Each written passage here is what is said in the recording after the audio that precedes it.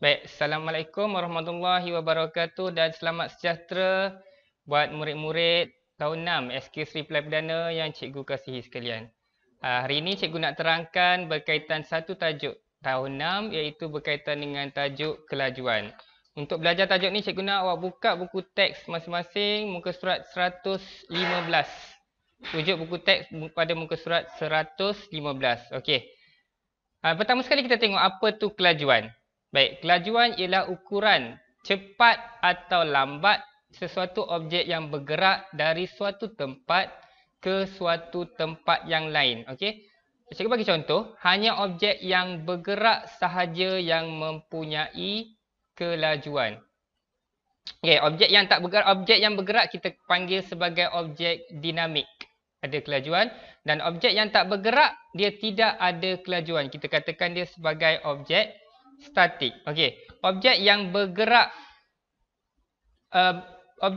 perlahan akan mengambil masa yang lebih lama untuk sampai ke destinasi. Cikgu bagi satu contoh, pertandingan lumba lari.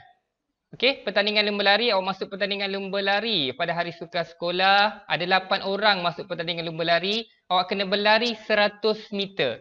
Jadi, orang yang mempunyai kelajuan yang paling tinggi, maka dialah yang akan mendapat tempat yang pertama.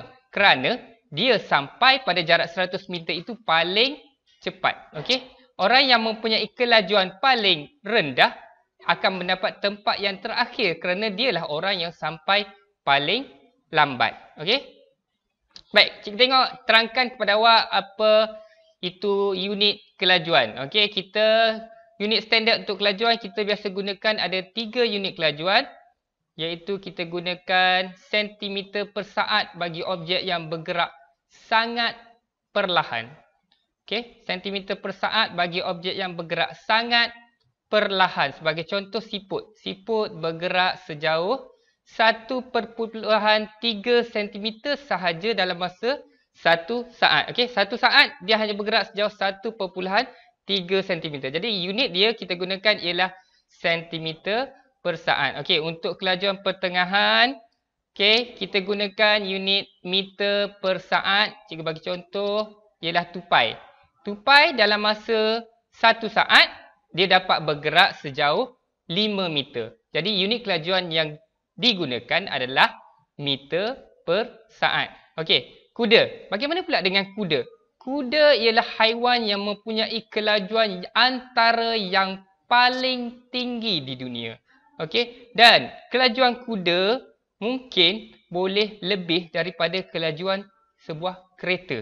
Okey, dalam masa 1 jam, seekor kuda boleh bergerak sejauh 76 km. Sebagai contoh, cikgu lepaskan seekor kuda pada pukul 7 pagi di Pelai Perdana katakan. Okey, pada pukul 8 pagi kuda ini mungkin sudah boleh berada di Macak. Okey, lebih kuranglah sejauh 76 km.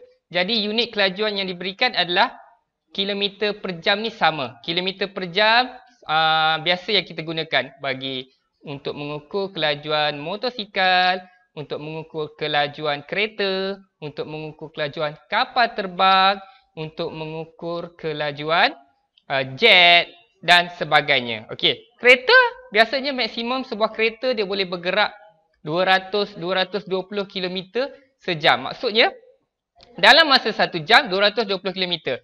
Okey, sebagai contoh jarak antara Skudai, tol Skudai pergi ke tol Kuala Lumpur lebih kurang 400 km. Kalau sebuah kereta tu boleh bergerak pada kelajuan 200 km per jam, maka dia hanya akan mengambil masa 2 jam untuk sampai ke destinasi yang ditetapkan.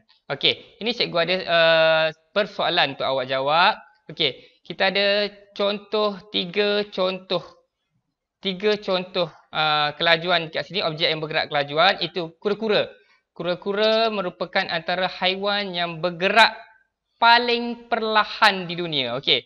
Dalam masa 1 saat, seekor kura-kura dapat bergerak sejauh 7.6 cm. Okey. Apakah unit kelajuan bagi kura-kura ini?